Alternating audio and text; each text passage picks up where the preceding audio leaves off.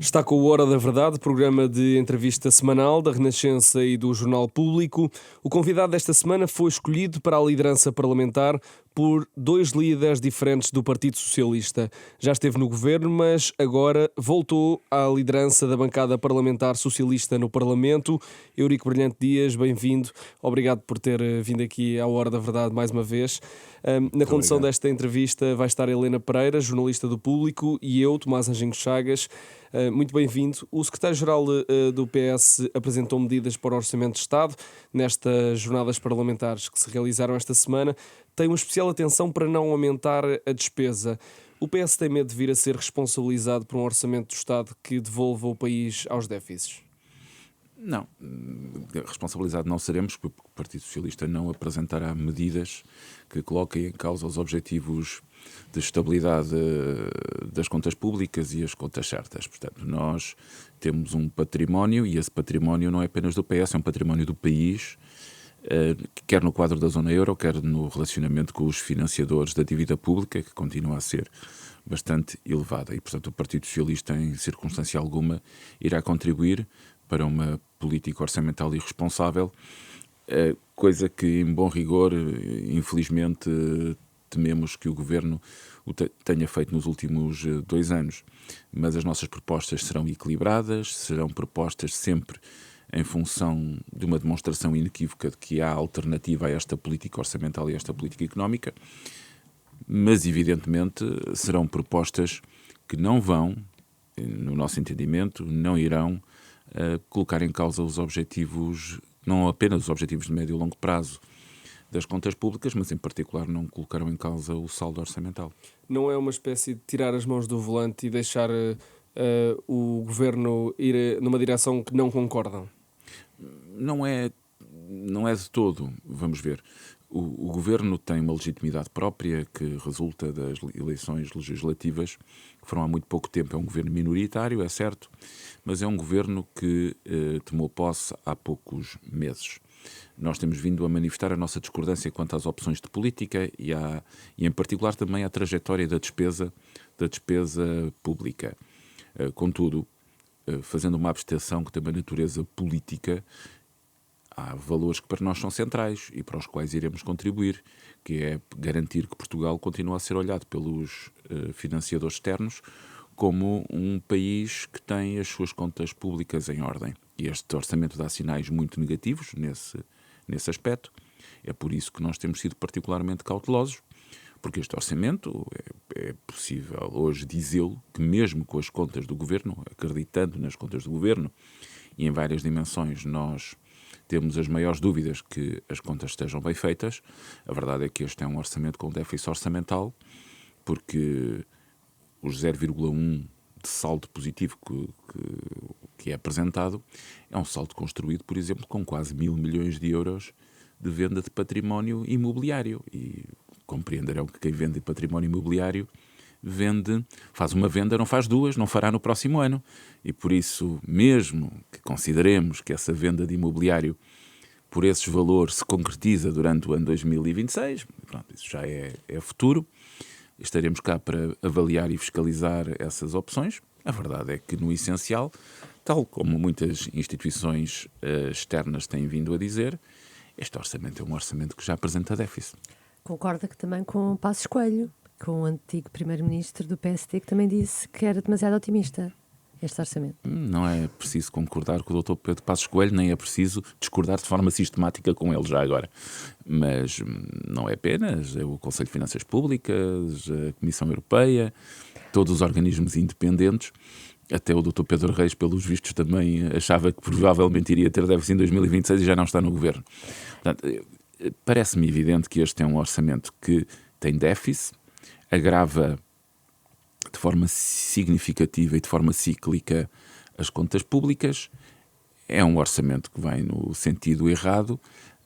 O Partido Socialista fará propostas, mostrará que há opções de política que são opções de política que têm a ver com o governo de direita, que o PS, se fosse governo, não tomaria. Mas volto a dizer, se quiserem excluir a operação imobiliária, que é perdoem-me o jargão, uma one-off, uma única vez, este é um orçamento com déficit orçamental. E não teme coligações negativas com o Chega, nomeadamente em propostas nas pensões, no IVA, para alguns produtos, ou seria uma irresponsabilidade? O PS não faz coligações nem positivas nem negativas com o Chega. À partida, o Partido Socialista apresentará propostas equilibradas que, como disse, garantem o equilíbrio das contas públicas. O Governo não vai ter um alibi, não terá no PS um alibi para ter um déficit orçamental. Porque os portugueses sabem, e qualquer analista que olhe para o orçamento sabe, que este é um orçamento no caminho errado, e um orçamento que ele próprio já tem déficit orçamental, se excluirmos operações absolutamente extraordinárias como a alienação de património. Acha que é por isso que só tem esse 1% de 0,1% de folga para criar um alibi? O Governo procura um alibi para o mau orçamento que construiu e não vai ter esse alibi. O PS não vai dar esse alibi ao Governo. Querendo usar o professor Augusto Santos Silva, tem sempre uma forma muito eficaz de colocar algumas destas questões dizendo que o PS fará uma pequena maldade ao Governo. O PS não faz maldades ao Governo, mas percebo o sentido da frase. O Governo não terá um alibi no PS para não governar bem. E se correr mal em termos de contas públicas e o Governo precisar de um orçamento retificativo para 2026, o PS estará disponível para discutir isso? Não conhecemos sequer a natureza do orçamento retificativo. Qualquer resposta que eu dê seria perfeitamente extemporânea, mas a sua pergunta não deixa de ter uma leitura. É que lá voltamos nós a esta conversa de orçamentos retificativos. Mas politicamente seria já intolerável para o PS ser obrigado a eventualmente viabilizar um documento destes? O PS não é obrigado e espero que não seja necessário nenhum orçamento retificativo. Nós sabemos que os orçamentos retificativos são necessários para coisas muito específicas, entre elas para circunstâncias em que se ultrapassam os tetos de despesa dos programas orçamentais, por exemplo, ou para alterar os limites, por exemplo, de endividamento do Estado. Espero que isso não venha a acontecer. Não me parece que seja razoável, apesar de termos as maiores dúvidas quanto ao orçamento do Serviço Nacional de Saúde e do Programa Orçamental da Saúde, que nos parece claramente suborçamentado. Só para dar um dos exemplos, manifestamente as despesas na área da defesa parecem-nos ter uma falta de concretização orçamental. No quadro da habitação, ainda ontem o secretário-geral do Partido Socialista disse com verdade que nós não somos capazes de reconhecer neste orçamento as opções de política pública do Governo e é um facto que este orçamento parece-me ser um orçamento que vai no mau sentido, mas o Governo tem que governar, as políticas públicas precisam de estabilidade e eficácia, o quadro institucional no país é um quadro institucional em que temos eleições presidenciais, em que o Sr. Presidente da República tem uma limitação constitucional à própria dissolução da Assembleia da República.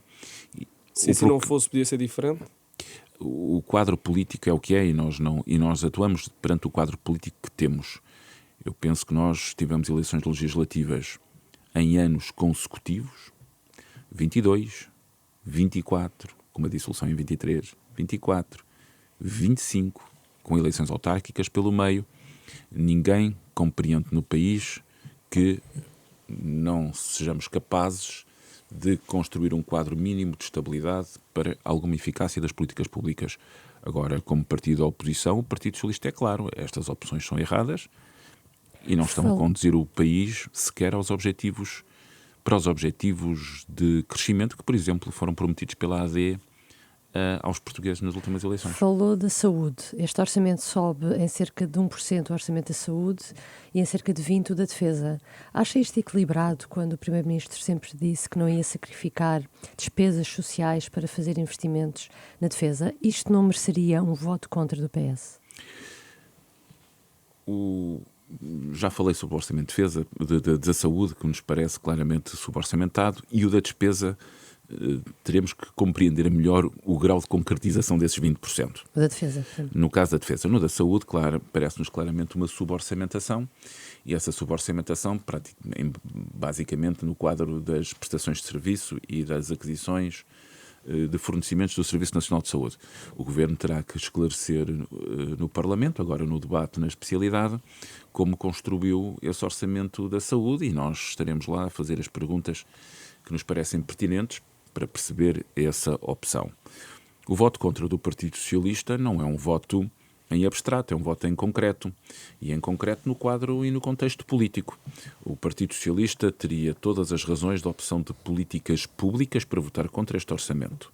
O Partido Socialista não vota contra, perante os 3 ou 4 fatores que sublinhou. Um deles, que para nós foi muito importante para olhar, e por isso precisávamos de olhar para o orçamento para tomar a decisão, porque poderão sempre dizer: os senhores apresentam apenas elementos de contexto. Se são apenas elementos de contexto, podiam ter anunciado o voto antes de conhecer o orçamento. Mas não, há um elemento de conteúdo do orçamento que diz respeito à não inclusão de normas cavaleiras em áreas de políticas públicas onde o Partido Socialista, sim, não vai acompanhar o Governo, em particular a legislação laboral.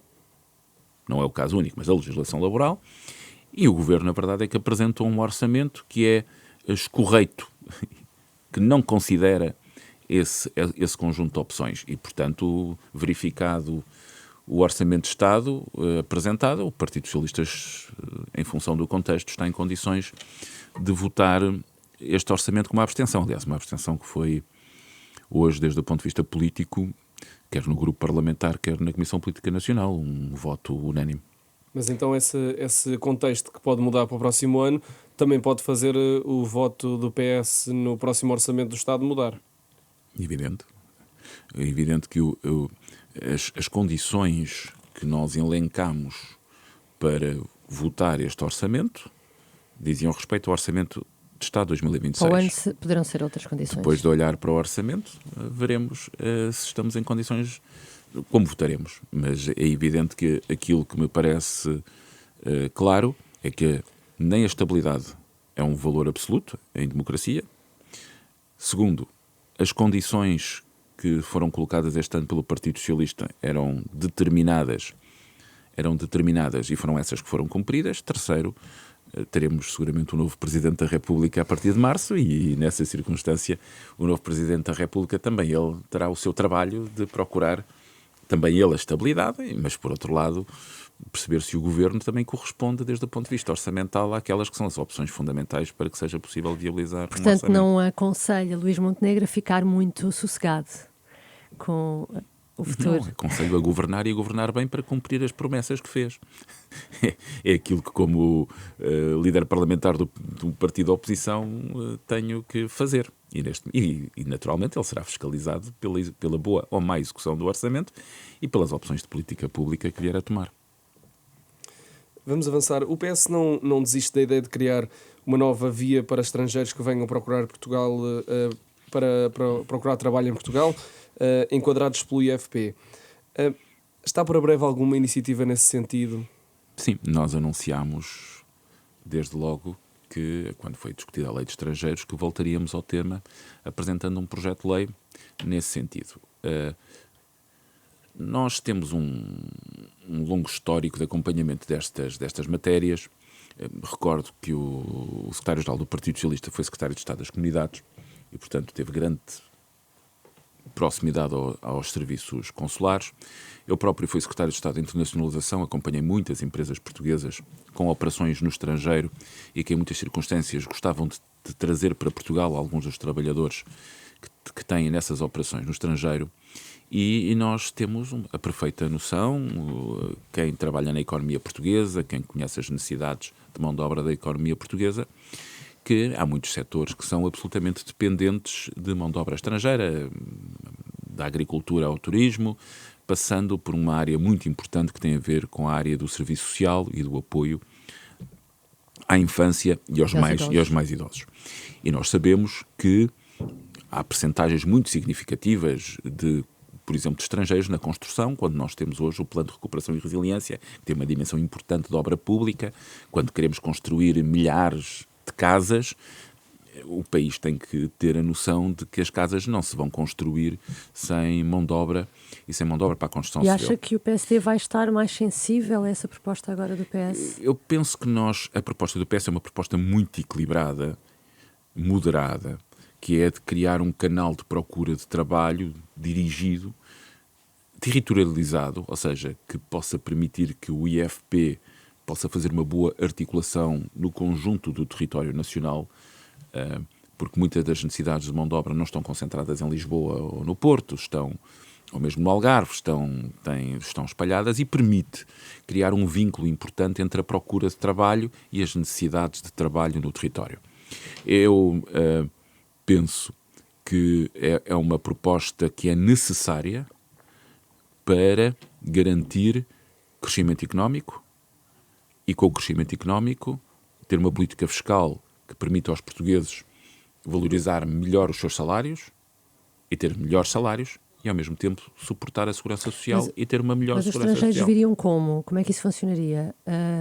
Para vir, teriam que já estar em contacto com o IFP? Como é que isso funcionaria? É um visto de procura de trabalho, que é emitido por um consulado ou por um serviço consular de Portugal no estrangeiro, conhecimento IFP, com canal para o Instituto de Emprego e Formação Profissional e com a capacidade de mostrar, nessa circunstância, a oferta de trabalho que vai no território nacional, que vai aparecendo e vai emergindo e que é necessária para responder a estes desafios da economia portuguesa. E esse é um passo que nos parece relevante. Eu devo dizer que a única proposta que o Governo aceitou do Partido Socialista na discussão da Lei de Estrangeiros foi os acordos bilaterais para a mobilidade de mão de obra. Não é nada de novo, no sentido em que nós próprios no Governo, o Partido Socialista, fez empenhadamente um esforço em ter acordos bilaterais com outros países, por forma a ter imigração regulada, mas necessária ao país. Os portugueses devem perceber que muita desta discussão sobre imigração é feita com preconceito e às vezes com uma falta de noção quanto à realidade da economia portuguesa. Preconceito porque, infelizmente, temos estímulos de xenófobos e racistas que, infelizmente, envenenam uma boa discussão sobre este tema e que são estímulos que são gerados pela extrema-direita parlamentar. Mas depois, os portugueses têm que perceber, e eu acho que percebem muitos deles, às vezes é difícil racionalizarmos, que melhores salários e melhores pensões depende, em grande medida, de termos uma economia que é capaz de produzir valor e de uma economia que cresce. Mas também depende do voto favorável do PSD para ser aprovado. Há tão pouco tempo a Lei de Estrangeiros foi aprovada e o PSD não mostrou abertura. Acha que agora ia mudar de posição? Eu não vejo razões para que esta proposta do Partido Socialista não venha a ter acolhimento por parte do PSD. Houve conversa já com o PSD sobre isso? Continuaremos a falar sobre esses temas. Aliás, como sabe, houve uma interlocução tardia, fora de tempo. Exato, só na manhã da mas votação. relevante nessa manhã.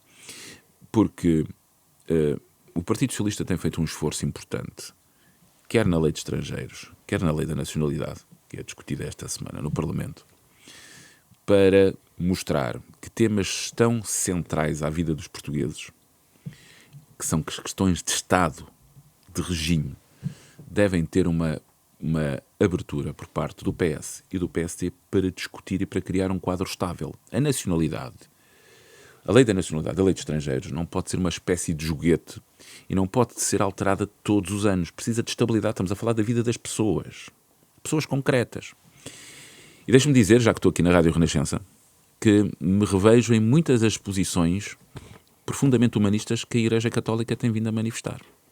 Tem sido um grande aliado de uma discussão, uma grande aliada de uma discussão serena sobre a imigração e a nacionalidade. Tem sido a Igreja Católica, com a sua intervenção, que não sendo político-partidária, é sempre uma intervenção política nessa dimensão. Nós não podemos continuar a discutir estes temas com uma berraria constante, sem atendermos às questões básicas. O PSD, infelizmente, escolheu o Chega para tratar destes temas. Acredito que seja mais uma escolha tática, de circunstância, querendo continuar a colar o PS a posições imoderadas e refletidas, o que não é verdade, e dando palco a posições que, eu volto a dizer, são xenófobas e racistas. Mas não vai ser, perdoe-me a expressão tão prosaica, por culpa do PS, que o PSD só encontra no regaço do Chega, ou no colo do Chega, amparo para fazer avançar leis que têm que ser leis humanistas, equilibradas e que coloquem os imigrantes e os portugueses no centro das nossas preocupações. Recordo que o visto de procura de trabalho foi introduzido na legislação pelo Partido Socialista. Visto de procura de trabalho que este governo mantém para profissões qualificadas, numa discriminação que nos parece errada. Porque há muitos setores de atividade que precisam de mão de obra e que não estão no quadro do perfil que o governo identificou. No Parlamento, o Parlamento ainda não decidiu, há 3 juízes do Tribunal Constitucional que têm de ser substituídos. O PSD já falou com o PS sobre isto para colocar em marcha esta decisão. Há conversas preliminares em desenvolvimento. E o Partido Socialista apresentará os nomes no momento certo para podermos fazer esse processo eletivo. Não só esse, mas também como para a Provedoria de Justiça, que nos parece evidente que é também urgente encontrarmos um quadro de solução. Há sempre alguns atrasos neste tipo de decisões. Acho que é uma imagem positiva que se dá para fora do Parlamento. Não sei se é uma imagem positiva, mas não há soluções instantâneas e o quadro político-partidário, o quadro parlamentar, não nos facilita a abordagem a estes temas. No passado, em muitas circunstâncias, mesmo quando o PS e o PSD tinham 2/3 dos parlamentares na Assembleia da República, nem sempre foi fácil identificar a personalidade, porque é preciso criar um conjunto de consensos para fazer a adequada substituição, quer dos juízes do Tribunal Constitucional, quer no caso da Provedoria de Justiça. O quadro atual é um quadro possível de acordo entre o PS e o PSD, mas abrindo esse acordo, por exemplo, a outras forças democráticas, com presença na Assembleia da República, e para construir uma boa solução. Agora, os portugueses que me ouvem e que me vão ler compreenderão. Nós tivemos eleições em maio. Tivemos um processo inicial de constituição da Assembleia da República, que tem sempre não só a eleição do Presidente da Assembleia, as mesas das diferentes comissões, que deputados é que vão integrar cada uma das comissões, debate do Estado da Nação, e tivemos uma paragem para o período estival. De seguida, retomamos no princípio de setembro e temos eleições autárquicas. E tivemos uma paragem porque, como sabemos, muitos os partidos estão envolvidos no processo eleitoral e até, no caso de alguns partidos, tinham uma percentagem muito significativa dos seus deputados como candidatos às diferentes câmaras. E, portanto, o calendário foi um calendário muito exigente para nós construirmos um acordo, mas, quer dizer, estamos a trabalhar nele e por parte do Partido Socialista, não vejo que seja diferente por parte do PSD, estamos disponíveis para continuar a construir uma solução. Mas repara, o ano passado, creio que 2024, uma candidata a juíza do Tribunal Constitucional foi chumbada pelo Parlamento. Mas nesse acordo está previsto que o Chega não tenha a direito a indicar um juiz? O PS não... Esse é um quadro de discussão para o qual o PS não contribui. O PS tem uma juíza que foi indicada pelo Partido Socialista, uma magistrada independente que ao longo da sua trajetória no Tribunal Constitucional tomou decisões que em consciência entendeu ser as melhores decisões, umas até bastante afastadas da posição que seria a posição do Partido Socialista, e hoje tem condições de indicar até mais do que um nome para substituir essa juíza, essa magistrada. Como saberá, o Tribunal Constitucional é composto por magistrados ou magistradas e juristas, e, portanto, o caso em apreço é uma magistrada. E continuamos a fazer uma conversa, e continuaremos à procura das melhores soluções com o PSD.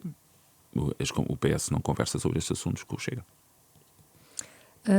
Como é que viu os 4 processos levantados contra o juiz Ivo Rosa, o facto de foram arquivados e ele ainda não teve acesso sequer a esses processos de que foi alvo. Acha que isto é uma machadada na justiça ou a prova de que o Ministério Público também tem uma agenda? Eu não quero ser tão perentório.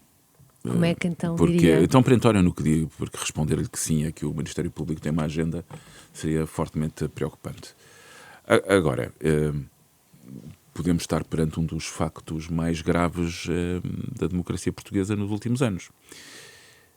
Porque, e devo dizer que o Conselho Superior do Ministério Público atuou de forma diligente e rápida, abrindo o inquérito. E veremos mais tarde se o próprio Conselho Superior da Magistratura, ele próprio, até porque tivemos intervenção de juízes, de magistrados judiciais nesse processo, seguramente, porque o Ministério Público não pode fazer tudo sozinho. Agora, que um juiz tenha sido alvo de forma tão persistente de inquéritos é algo que nos preocupa, e nos preocupa muito.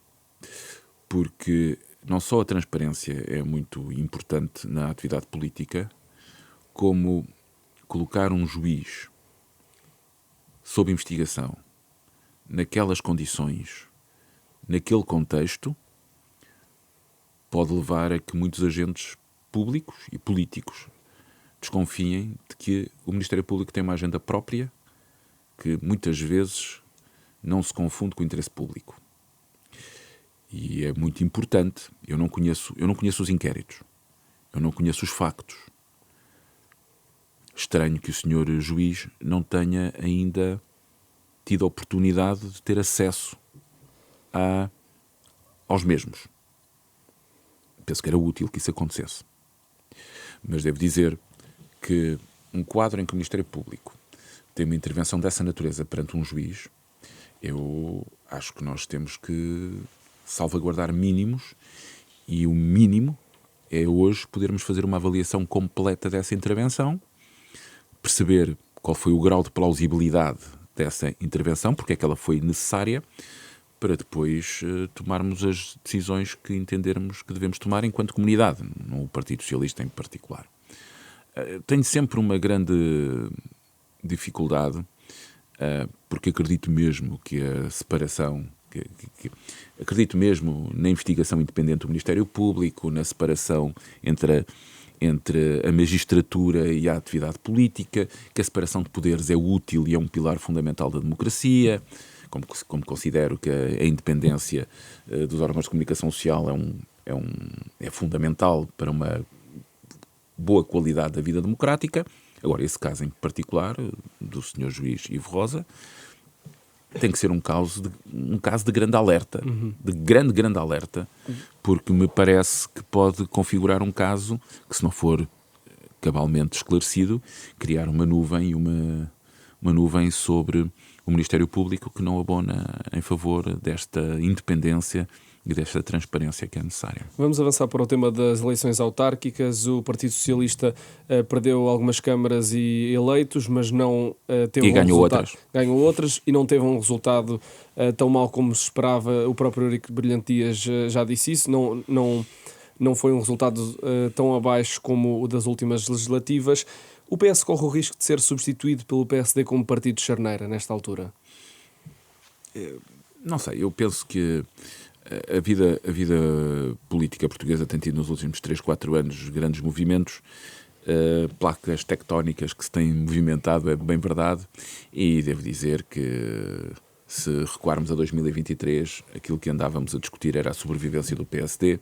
O Dr. Luís Montenegro estava em fim de ciclo, adivinhava-se o regresso do Dr. Pedro Passos Coelho à liderança do PSD, e de repente tivemos uma intervenção que é conhecida da Operação Influencer. O Sr. Presidente entendeu dissolver o Parlamento e o quadro político alterou-se, e por isso posições muito definitivas não me parece muito adequado. O Partido Socialista e mais uma vez foi claríssimo para nós, como resultado das eleições legislativas, a alternativa política ao PPD-PSD. As condições políticas em que disputaram estas eleições autárquicas eram particularmente difíceis para o PS. Os resultados das legislativas tinham sido manifestamente mau, para para não carregar nas tintas. O Partido Socialista no Parlamento, tendo mais votos que o Chega, tem menos 2 deputados.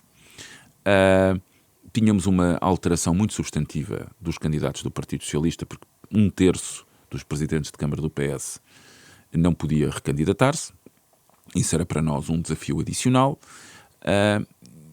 E esse movimento das legislativas era muito difícil de prever que impacto teria, em particular nas presidências de Câmara, nas diferentes regiões. Como é que a combinação de um terceiro partido com uma força política significativa, que impactos é que isso teria? A verdade é que o Partido Socialista perdeu câmaras que pensava ganhar e ganhou câmaras em que não pensava ganhar e que pensava que iria ser segundo, e por isso o resultado global cifra-se de forma mais concisa no facto do Partido Socialista manter um número de votos equivalente àquele que tinha tido em 2021. E fê-lo tendo um número muito limitado de coligações eleitorais. Aliás, das câmaras municipais conquistadas pelo Partido Socialista, penso que apenas Coimbra e Felgueiras são câmaras conquistadas em coligação, que foi importante e é muito relevante. Perdemos outras em que também tínhamos coligação, como é o caso de Sintra, mas devo dizer que 1.800.000 votos é para nós o resultado mais relevante, porque são 1.800.000 votos de portugueses que votaram em listas do Partido Socialista num número muito significativo, adicional, face às eleições legislativas. Claro que perdemos em Guimarães, ganhámos Viseu, ganhámos Bragança ou Évora e Coimbra e perdemos em Sintra. Acabámos por ganhar na Moita com mais dificuldades, em Évora também, mas ganhámos Faro particularmente bem. O conjunto é particularmente relevante, e há outro elemento que para mim é muito relevante, que é, o Partido Socialista ficou com 128 presidências de Câmara. O Partido Social Democrata partiu para estas eleições com 114. E antes de ter 114, tinha, penso que menos de 100. Estou a falar de memória, perdoem-me se não for absolutamente, mas tinha menos de 114. O Partido Socialista, nas próximas eleições autárquicas, não só não irá substituir tantos presidentes de Câmara como desta vez, como o resultado destas eleições o coloca colado ao Partido Social Democrata nas presidências de Câmara, apenas 8. O resultado também tem uma leitura nacional. O PS... A leitura nacional está no essencial, no conjunto, no 1,8 milhões de votos e na equivalência que esse valor tem ao valor de 2021. O PS de José Luís Carneiro é mais associado ao centro. O PS recentrou-se nestas eleições? Não sei se nós nos recentramos. Eu penso que há uma injustiça evidente no que diz respeito à leitura de que o meu camarada Pedro Nuno Santos é um radical. Eu penso que é manifestamente. Nem as propostas que fizemos durante a última campanha eleitoral eram radicais e muito menos colocavam o Partido Socialista fora do espectro da social-democracia e do socialismo democrático. Há leituras, há personalidades diferentes, há formas diferentes de comunicar, é certo. O José Luís Carneiro tem uma forma própria de comunicar que em muitas circunstâncias parece mais sereno e moderado, mas isso não altera a estrutura fundamental das nossas propostas. Mas não contribui para uma mudança de comportamento do eleitorado? Não é. O secretário-geral fez uma campanha extraordinária. Ele visitou aproximadamente 170 concelhos do país na campanha eleitoral. Fez uma aproximação aos portugueses e tem mostrado algo que a mim me parece importante, que é uma vontade contínua de apresentar propostas e de estabelecer compromissos, mesmo com grande adversidade, como é o caso da lei dos estrangeiros. Mas vamos ao resultado de Lisboa. Em Lisboa o PS teve menos votos do que há 4 anos. E o que é que correu mal? Foi a escolha da candidata que foi uma personalidade próxima de Pedro Nuno Santos, foi a escolha de uma aliança com o Bloco de Esquerda. O que é que correu mal em Lisboa? Eu também fui candidato em Lisboa, à minha Assembleia de Freguesia, que dei o meu contributo. Então está melhor informado. E já agora, na Junta de Freguesia dos Olivais, o Partido Socialista ganhou. Mas, deixe-me dizer, as condições de partida para estas eleições em Lisboa eram particularmente difíceis. essa leitura se foi coligação ou não. Há coligações que funcionaram e há coligações Então o que é que foram acha que menos correu boas. mal? A Alexandra Leitão foi uma boa candidata e vai ser uma boa vereadora. E eu devo dizer que o engenheiro Carlos Moedas não sabe onde se meteu, tendo a professora Alexandra Leitão como líder da oposição no Parlamento, porque ela fará uma fiscalização contínua, intensa, e vai adicionar muito valor à Câmara Municipal de Lisboa pela forma como fará a oposição. Mas o engenheiro Carlos Moedas ganhou as eleições há 4 anos. E ganhou as eleições há 4 anos e desta vez concorreu, adicionando a Iniciativa Liberal à sua coligação. Segundo, o engenheiro Carlos Moedas, tendo sido durante 4 anos um mau presidente da Câmara de Lisboa, provavelmente o pior desde o 25 de Abril, mais uma vez digo, governou apenas há 4 anos. É uma circunstância muito difícil, ainda quando a sociologia, digamos assim, a demografia, vamos dizer mais por aí, a demografia da cidade se tem vindo a alterar de forma progressiva, com um movimento muito significativo do aumento do rendimento, do rendimento médio dentro da cidade, o que não é alheia a ideia de que a habitação em Lisboa tem preços que afastam a classe média trabalhadora vamos ao da cidade. comportamento do eleitorado. O que o eleitorado mostra é que gosta mais de um autarca com o perfil de Ricardo Leão. Portanto, o Ricardo Leão é o autarca modelo agora do PS. É isso? Foi-lhe dada a maioria absoluta depois de ele ter sido tão atacado internamente, mesmo pelo PS. São 2 realidades muito distintas. Eu fiquei particularmente contente com a vitória do Ricardo Leão em Loures. O PS ganhou 128 câmaras, não ganhou uma. E o Ricardo Leão não ganhou as eleições pelas suas declarações. Ou apenas pelas suas declarações, vamos colocar assim de forma mais cautelosa. O Ricardo Leão fez trabalho nas creches, no jardim de infância, nos centros de saúde. E quem quiser ter um pouco de atenção e for ver o contexto de Loures, verá que, ao contrário de Lisboa, por exemplo, o Presidente de Câmara, Ricardo Leão, aproveitou o Plano de Recuperação e Resiliência para fazer obra. E, portanto, acha que António Costa devia pedir desculpa a Ricardo Leão por aquela carta em que o acusou de ter traído os princípios do PS? Eu não vou entrar nessas discussões, até porque tenho estima e consideração pelos dois. O doutor António Costa foi meu primeiro-ministro, foi injusto com o Ricardo Leão. Não foi injusto. O Partido Socialista é um partido vivo nessas circunstâncias. Aliás, eu próprio devo dizer que essas são tipicamente as discussões que dentro do Partido Socialista são tidas com grande paixão e grande combate, às vezes, interno, porque são questões que têm a ver com os nossos valores. E o Partido Socialista é um partido social-democrata, do socialismo democrático, dos direitos humanos, já agora, da defesa dos direitos humanos, e é um pilar desta democracia, continua a ser um pilar fundamental dos valores democráticos desta República. E por isso essas discussões são muito acesas e intensas e espero que continuem a ser. Mas essa maioria absoluta em Loures não dá que pensar ao PS. Agora, vamos ver. Agora, isto não transforma as 128 câmaras do Partido Socialista numa ideia de que... Mas as é 128... paradigmática. Não é paradigmática porque, já agora peço desculpa, mas muitos comentadores de direita querem que seja paradigmática. A vitória do Ricardo Leão em Loures é muito importante. Mas ganhámos na Almada, na Moita, no Barreiro, na Amadora, em Vila Franca de Xira, em Alcochete. Só na área metropolitana de Lisboa o Partido Socialista é o maior partido da área metropolitana de Lisboa. Na área metropolitana do Porto ganhámos em Valongo, Gondomar, Matosinhos, podia continuar. Mais 8 câmaras na área metropolitana do Porto. E por isso, a Luísa Salgueiro para nós é uma autarca modelo. O Ricardo Leão também. A Inês de Medeiros também. Portanto, o Partido Socialista ganhou 128 câmaras de 128 maneiras diferentes, provavelmente, com 128 candidatos diferentes. Agora, deixe-me dizer, transformar a vitória do Ricardo Leão como se fosse o alfa e o ômega da política do PS, isso não é verdade. Até Sérgio Sousa Pinto pediu uma reflexão sobre o tema. Nós fazemos, não é só sobre esse tema. Nós temos... Sobre a perda do eleitorado das 5 maiores câmaras também. Sim, mas o Partido Socialista perdeu nas 5 maiores câmaras, mas no Porto ficou a 1.900 votos. Em Lisboa é claramente a segunda força, com 90 mil votos. A coligação teve 90 mil votos em Lisboa. Em Sintra ficou com o mesmo número de vereadores. E volto a dizer, e a seguir, é o maior partido na área metropolitana de Lisboa em votos e é o maior partido na área metropolitana do Porto em votos.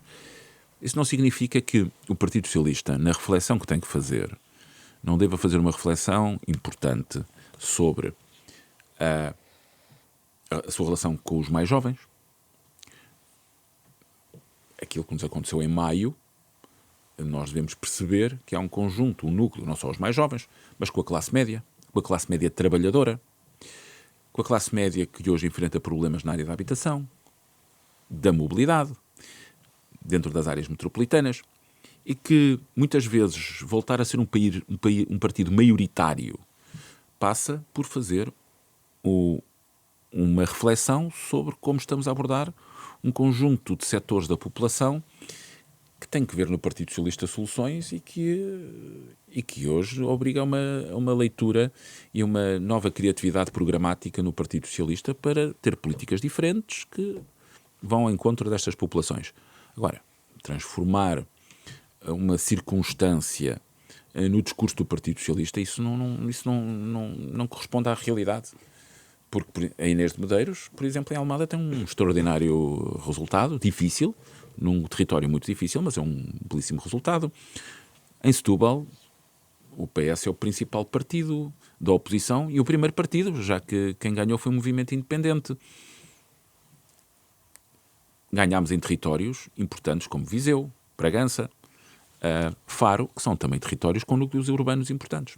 Vamos avançar para a última secção da nossa entrevista, as eleições presidenciais de janeiro do próximo ano. Acredita que António José Seguro tem possibilidades reais de vencer? O PS vai inspirar-se em outras corridas presidenciais onde partiu de trás e acabou por vencer?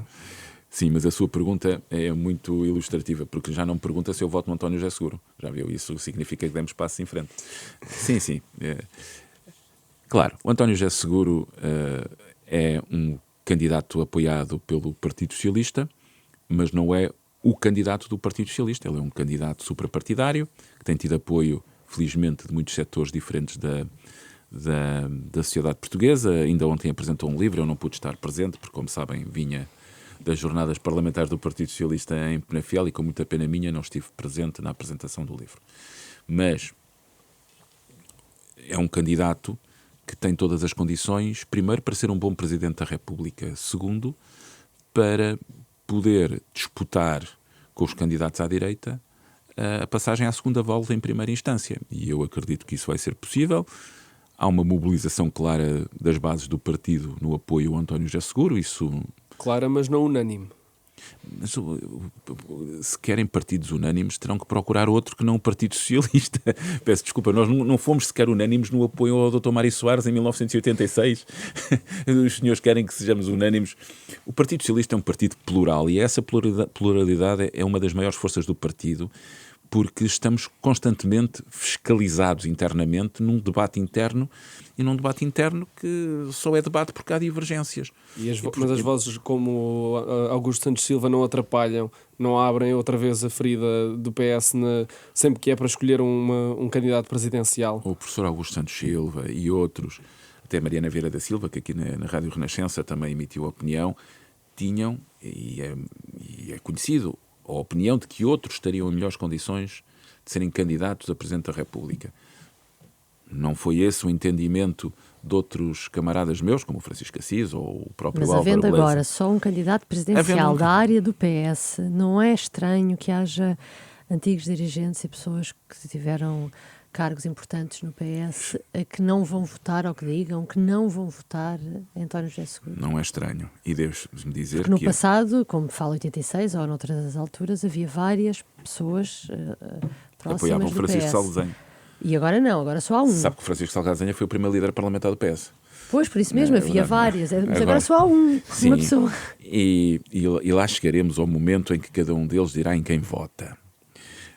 Estamos apenas... já disse que não. Eu não sei se ele disse que não. Acho que é melhor ler com atenção o que ele disse. Ele não disse que não votava no António José Seguro. Não me lembro de ouvir essa frase. Portanto, é melhor rever, porque eu acho que essa frase ele não disse. Agora,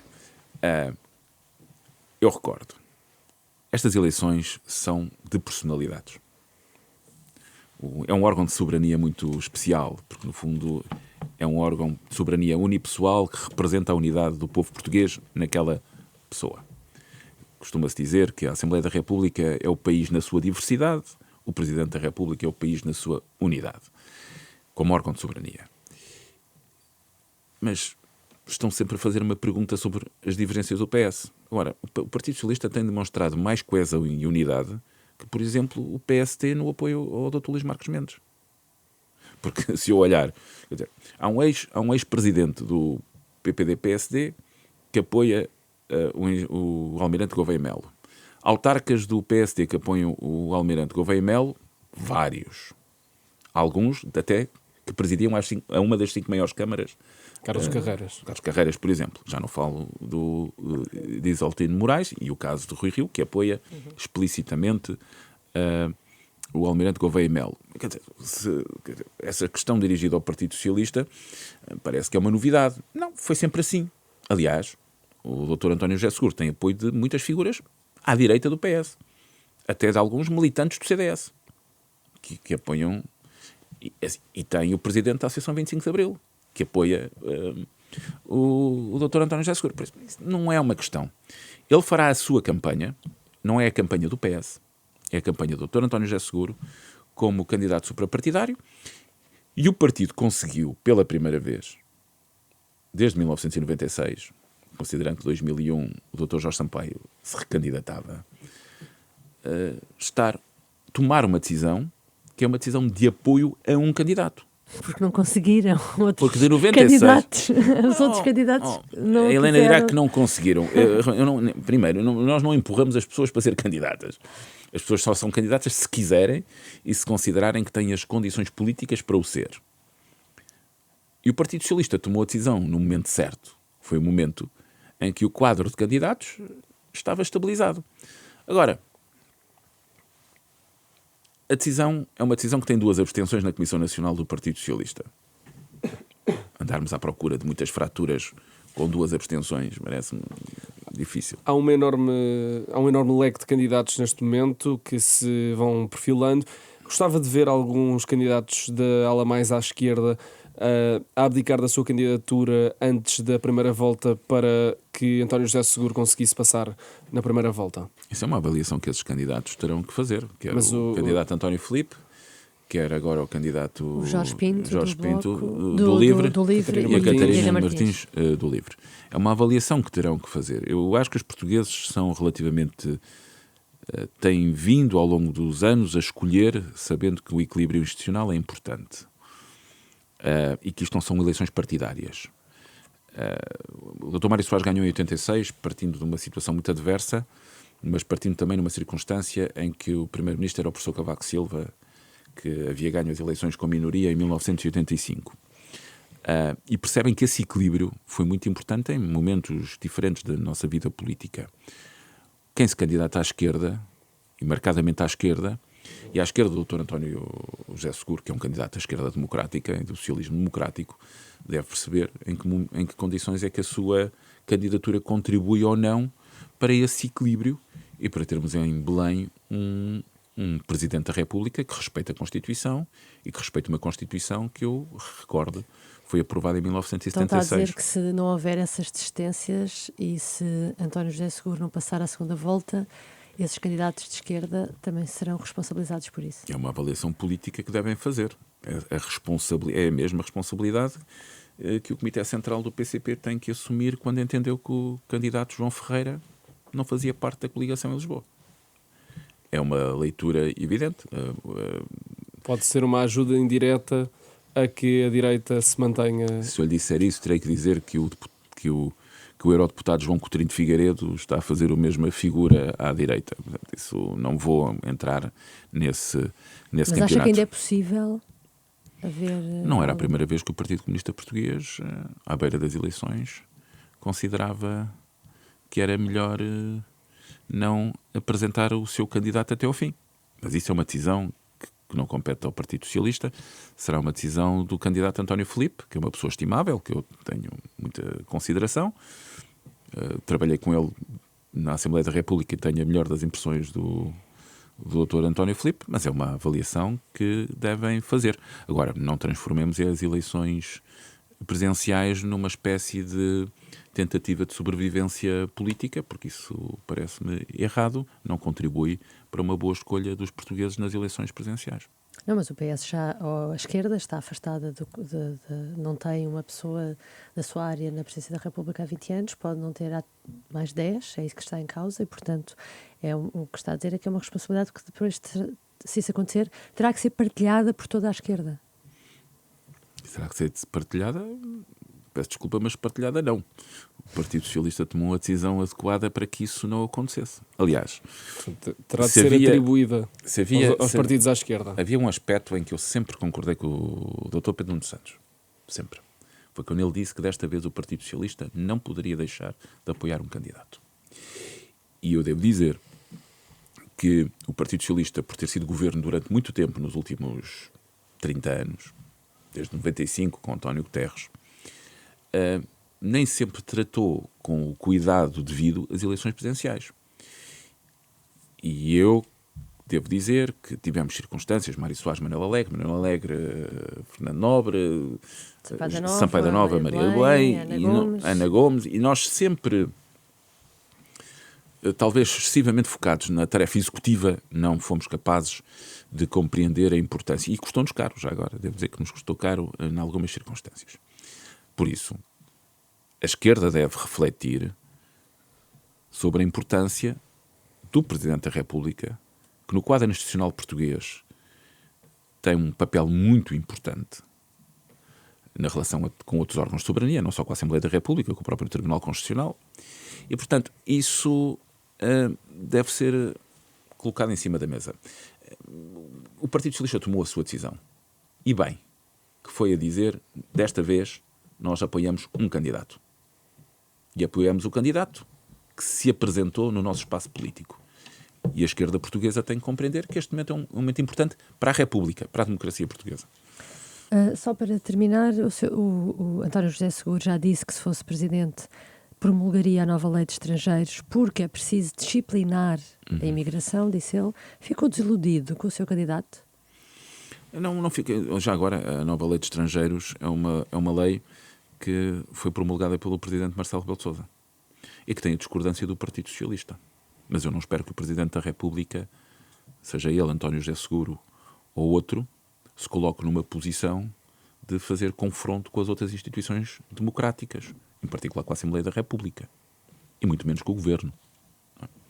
Portanto, mas também não tem que assinar de cruz tudo, não tem que assinar de cruz. E eu penso que o Presidente da República, Marcelo Rebelo de Sousa, que deu um excelente contributo para que esta lei de estrangeiros fosse um bocadinho mais equilibrada, acabou de promulgar a partir de um quadro em que considerou que as questões centrais no que diz respeito à Constituição, ao respeito da Constituição da República, estavam resolvidas. Aliás, nós próprios tivemos essa aproximação no sentido de dizer que quer o Sr. Presidente da República, quer o Tribunal Constitucional, tinham conseguido melhorar uma lei muito má, porque era muito má. Ela é um bocadinho melhor e por isso o Presidente da República, respeitando os outros órgãos de soberania, promulgou. Portanto, não era de esperar. De esquerda não faria diferente. Um presidente de esquerda deve cumprir a Constituição. É a sua primeira obrigação. E nós queremos um presidente que cumpra a Constituição da República. Um presidente não se substitui à Assembleia da República, deve usar o seu poder político, também o veto político, nas circunstâncias em que ele é eficaz. Como sabemos, essa lei foi aprovada por um quadro político que, se o Presidente da República devolvesse à Assembleia da República, a lei seria confirmada, com o voto contra do Partido Socialista. Já agora. Naturalmente, com o voto contra do Partido Socialista. Mas o quadro de confirmação é conhecido. E, portanto, como o quadro de confirmação é conhecido, eu penso que houve aí a chamada economia institucional. Chegamos ao fim de mais uma edição do Hora da Verdade, esta semana com Eurico Brilhante Dias, líder parlamentar do Partido Socialista. Obrigado por ter vindo aqui à Hora da Verdade. O cuidado técnico desta entrevista foi do Rui Glória, no vídeo esteve a Beatriz Pereira. A entrevista foi conduzida pela Helena Pereira, jornalista do Público, e por mim, Tomás Anjinho Chagas, da Renascença. Voltamos na próxima semana.